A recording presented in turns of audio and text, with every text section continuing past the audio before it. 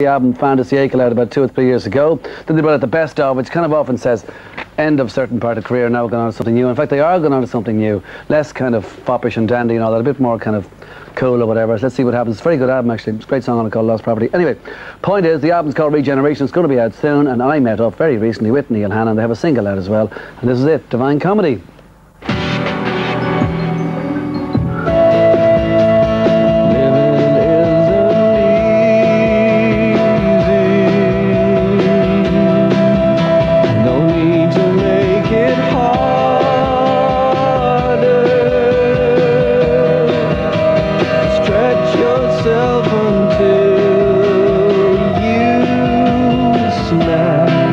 Neil, Rob, you're very welcome to the programme. The current album, the new album, how different was it approach-wise to previous ones? Or was it different at all? Yeah, it was a massively different approach. In fact, we set the wheels in motion, you know, specifically differently to anything we've done before, so that whatever came out would be totally different, you know. So it was a question of, I wrote songs on acoustic guitar, which is a new thing for me, just kind of knock them out and give them to the lads, see what happened, and then wait 9 months for a producer, you know, because he was busy. But when he came along, he totally sort of deconstructed the whole thing, you know.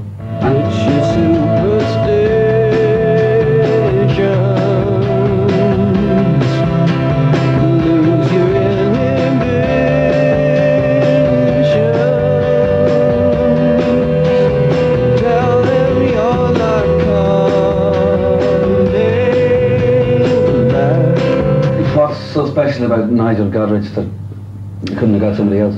Well, Rob? well, for us, you know, we'd not really worked with a producer before.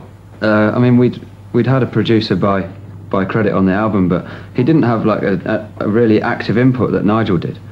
And I mean, to be honest, when we took some of the songs to him, he really didn't like what we'd done to it at all. And he was very good at the way he treated it. You know, he didn't sort of say, "That's a load of rubbish, boys, you know, start all over again." He said to me. Well, yeah, but he was far more polite to the rest of us.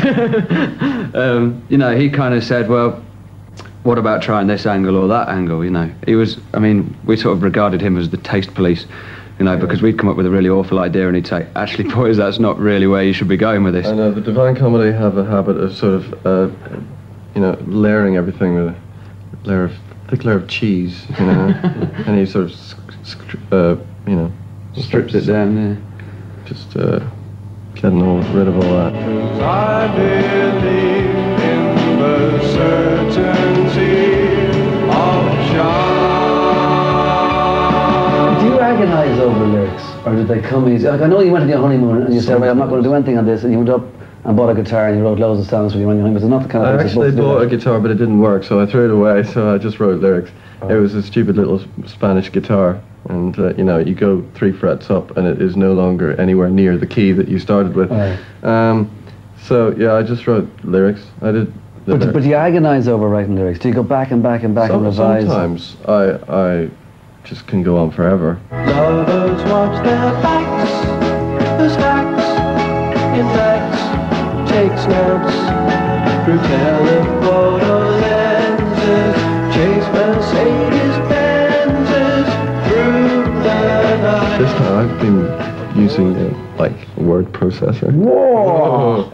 And it's really quite cool, because in the old days with the notebooks, you look back and there's so many crossings out and scribbles that it's quite depressing, and it doesn't really make you want to write more. But with this, you know, you don't see any working through. You've just got what you've got, and it helps to keep you sort of motivated, I find. But then you won't make millions in years to come at a celebrity auction where they sell your notebook, and you can't sell them the stuff in the word. Oh, well, it's a price I'm prepared to pay for all charities. I mean, one thing I think that we, as a band, you know, when Neil does bring along a song, because the lyrics are so important, or I think they are anyway, you do have to think about what you're playing a lot more, you know, because like there's an element of word painting going on, you know, whereas I think in some other bands you could not really have to worry so much about what you're doing when the, you know, when the lyrics are going on, you know. Okay, but in the 90s, like when you brought out the first album, Fanfare for the Common Muse, I mean, like nobody who's around you now was around then because they all left, it was all split up and it's all changed, etc. And you came in 98 more permanent. I mean, like you were in before that, but you became permanent by 98. So, That's impressive. is there any way at all that now, like in 2001, that you're trying to put the Divine Comedy more over as a band than just Neil Hannon and friends, however close? Yeah. Well, we're not trying to put it over as such. It just is actually like that. You know, there are plenty of bands in the world where one person writes the songs, and you definitely think of them as a band. Yeah. You know, over the last 3 or 4 years,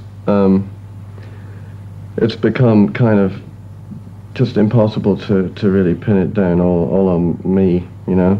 I can't take all the blame. And this record is wholly a band record, you know. Sort of, I wasn't even in the studio most of the time, you know. Yeah. It's like one of the guys would go in and Nigel would sort of squeeze the creativity out of each one in turn, you know. So, yeah, and it shows live. It's much more cohesive than it ever used to be. In the past, it always felt like we were almost trying to represent the record, trying to sort of it was like a pastiche of the record sometimes live. But these days, you know, the live is more just, it's better than the record sometimes. It comes right back from when we received the first you know, the first sort of demo tape that Neil did, you know, like on Fin de Siècle, like a load of my percussion parts, because he'd done it on you know, on his sequencer and what have you, a load of the percussion parts were on there already. And it was actually, it was really interesting just having Neil singing with an acoustic. And I mean, the first time I heard the song, like as an arrangement, I kind of heard it differently to, you know, a week into rehearsing it, you know. Yeah, but it's funny because like Short Album was much more like this album than, you know, I had just the bare bones, and we'd gone in, rehearsed them as a band, and but you don't really realize because the orchestra was, you know, the lead character on that record, you know, and Joby basically kind of, well, enveloped the thing in beautiful music, you know, so you don't really hear the band that much underneath, but that's what it was like. Mini skirts were in style when she danced down the aisle back in the 63. But it's hard to get by when your arse is the size of a small country. So what about another album then, or the next bit? Like the part 2 has just started with this album, and are there songs left over? Or Well, I'm not sure. I mean, I think I'd like people to concentrate on this one. For the time being. No, but I'm just saying, is this, do you just see yourself going along as what you are now? Like you've had the kind of that foppish fun bit or whatever, the Oscar Wilde of the 90s, as somebody once said. I know. You've had enough of it in some way. So no, that's definitely gone for good, you know. So those people who you know, are going to really miss that. You're going to have to get over it. You know? Okay. And do you watch Who Wants to Be a Millionaire? All the time. Very good, lad here. Thank you very much. Startlingly good program. Thank you very much, Rob. Cheers. All right, see you. Thanks. Bye.